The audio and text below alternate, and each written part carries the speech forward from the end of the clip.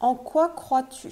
Je te parle aussi de mes expériences paranormales un peu, qui sont pas des croyances. Tu penses qu'il y a quelque chose après la mort? Donc j'ai appris très vite qu'il fallait faire des prières. J'avais une période où je voyais des gens qui ne sont pas des gens.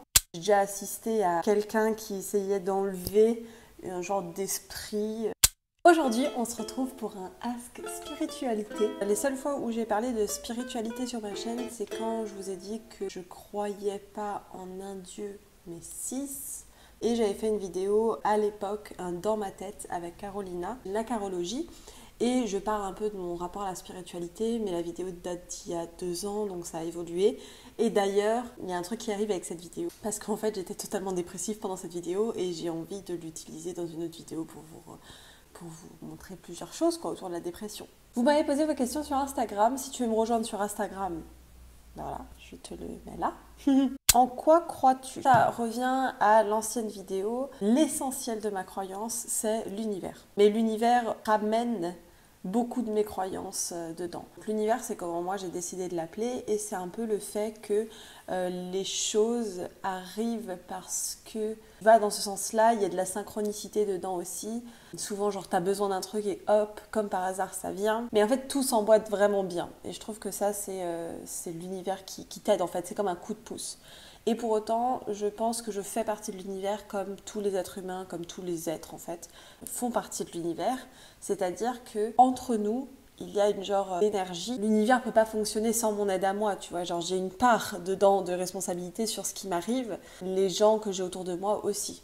Voilà, c'est un peu comme l'univers, c'est un gros gâteau et moi je suis une part du gâteau et tout est une part du gâteau en fait.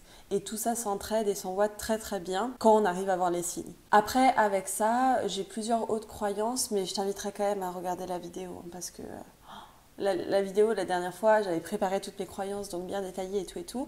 Là, je te fais vraiment du tac au tac, donc peut-être que là, tu verras les plus importantes. Je crois aussi, comme je t'ai dit, à la synchronicité. Peut-être que j'aurai une définition de la synchronicité, mais qu'en gros, voilà, les choses arrivent vraiment au bon moment. En gros, tu cherches le nom d'une musique depuis je sais pas combien de temps et tu allumes la radio et la musique, elle repasse et on te dit le nom, tu vois. Voilà, c'est un peu ce truc-là d'attirer ce que tu cherches. C'est un peu de la loi d'attraction, même si la loi d'attraction, comme je t'ai dit, je pense que tu as une part importante dans ce que tu fais. Tout simplement, quand tu as un objectif en tête, eh ben, y a des chances que si tu l'as tout le temps en tête et que tu travailles dessus, ça t'arrive.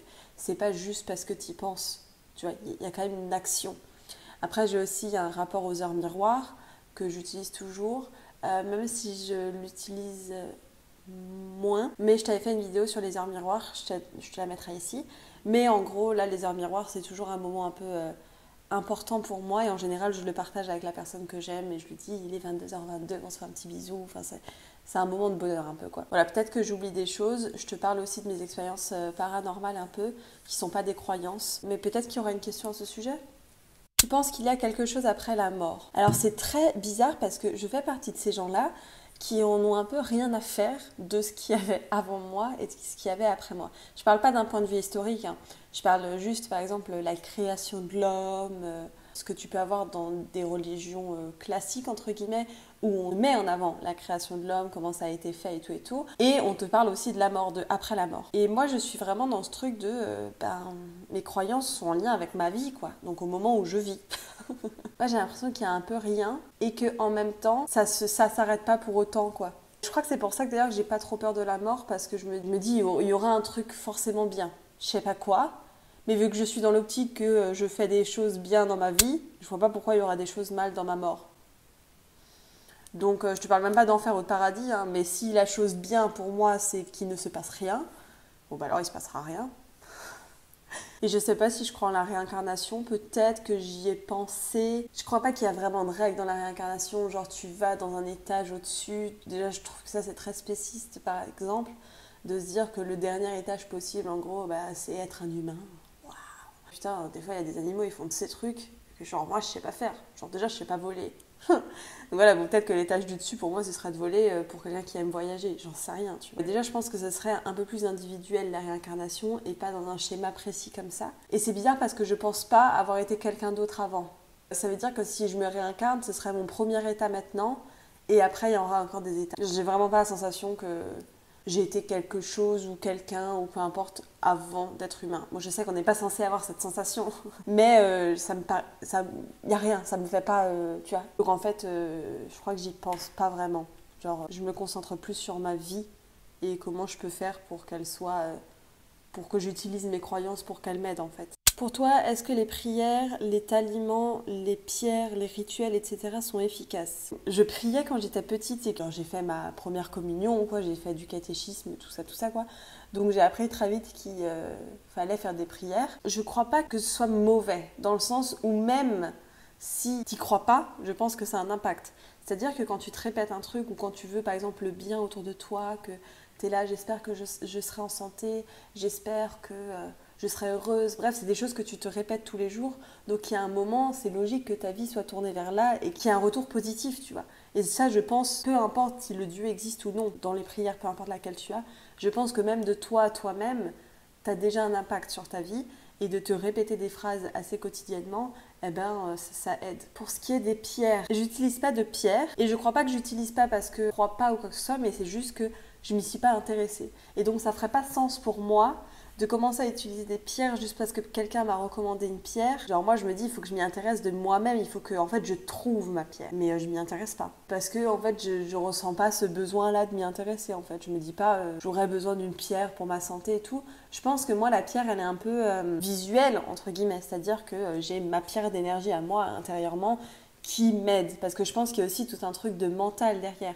Peut-être que la pierre a un effet, mais la valeur que tu donnes à la pierre, je pense que ça a un effet encore plus grand. Comme en fait pour les dieux, les prières et peu importe. Si on me donne une pierre et qu'on me dit même pas que c'est une pierre qui est censée m'aider, je pense pas que ça m'aidera, ou peut-être, mais alors ça ne sera pas significatif parce que je le dirai pas que c'est grâce à la pierre. Même genre cette relation, je pense, à ce que tu fais qui doit être importante. La valeur que tu donnes à ces choses-là finalement, pour l'instant je donne pas de valeur aux pierres, mais peut-être qu'un jour je vous dirai les pierres ça aide trop. Mais je pense que les pierres ça aide surtout quand tu y crois ou alors quand tu dis que ce qui t'arrive c'est grâce à la pierre. Et moi c'est pareil hein, pour mes croyances. Hein. Peut-être que là ce que je te parle de l'univers et tout, ça te fait pas sens pour toi parce que toi en fait t'as l'impression que c'est quelque chose d'autre qui t'aide. Peut-être que ce n'est rien du tout, ou toi-même juste, peut-être que c'est un dieu, peut-être que c'est une pierre, enfin peu importe. Tourne cette chose-là vers ce qui a de la valeur pour toi. Et ça fait sens en fait. J'aimerais bien que tu me dises en commentaire si toi tu crois en un dieu ou non. Et si oui, ben lequel? Je ne sais pas si tu inclus ça dans la spiritualité, que penses-tu de la médiumnité du monde des esprits?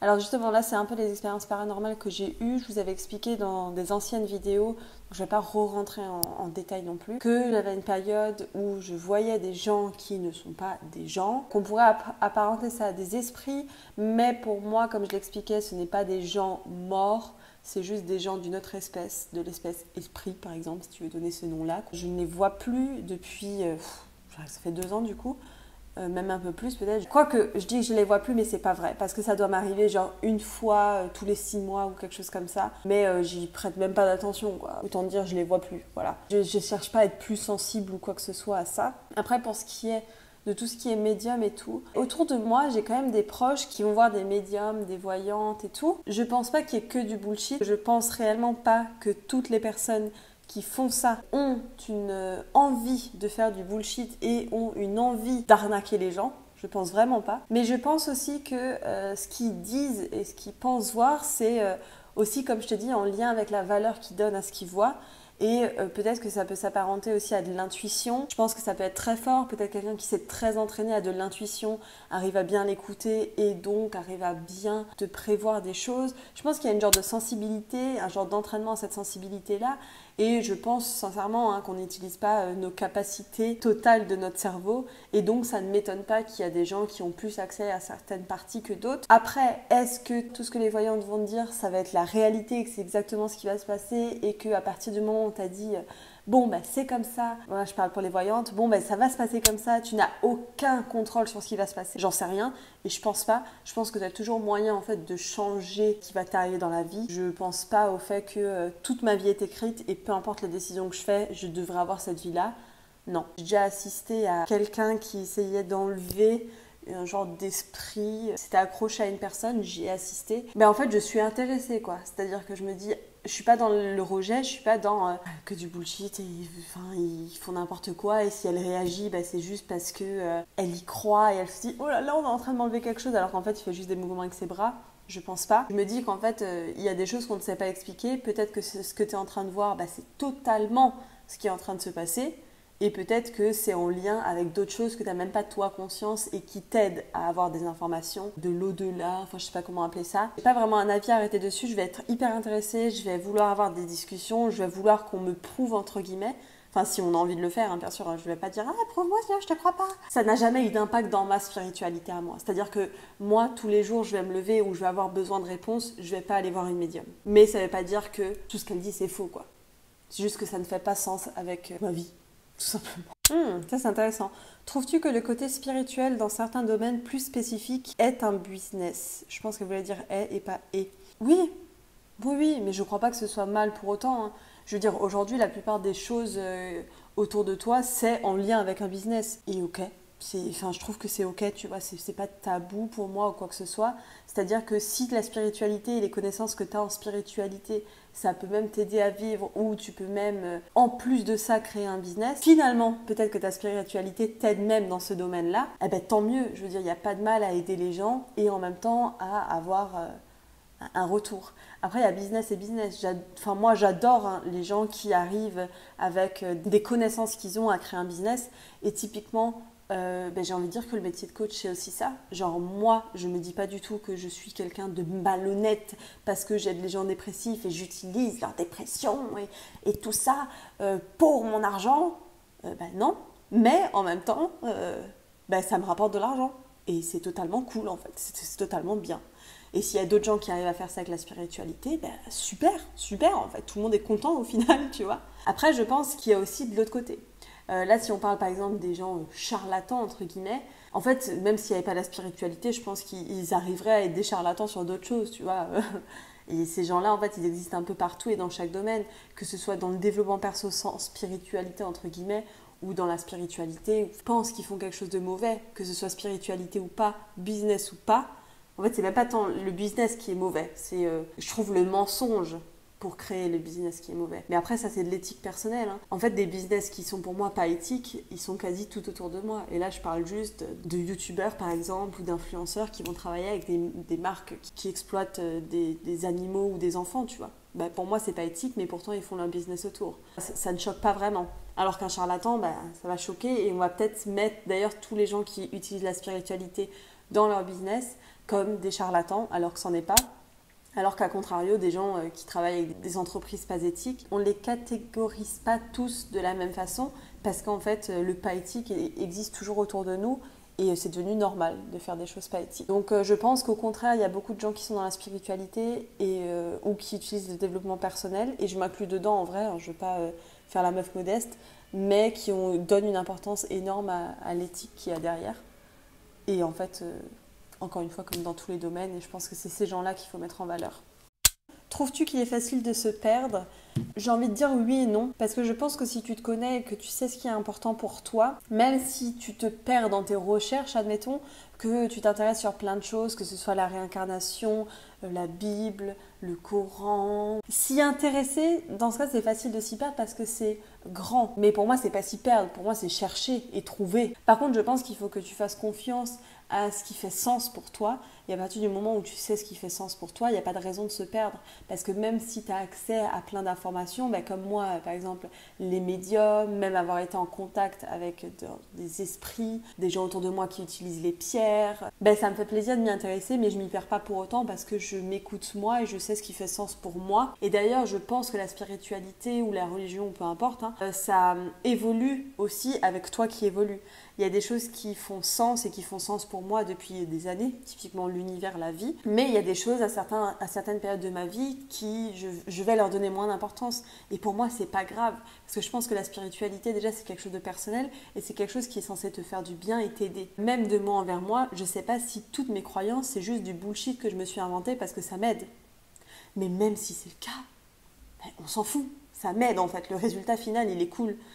Typiquement, c'est ce que je t'expliquais dans la vidéo sur les heures miroirs. C'est totalement moi qui ai décidé de voir les heures miroirs de cette façon-là. Et pourtant, il existe plein de gens qui vont te parler des heures miroirs d'une autre façon et te donner des significations différentes et qu'il y a une réelle recherche derrière. Moi, je me suis dit, non mais moi, ça m'aide pas de cette façon-là.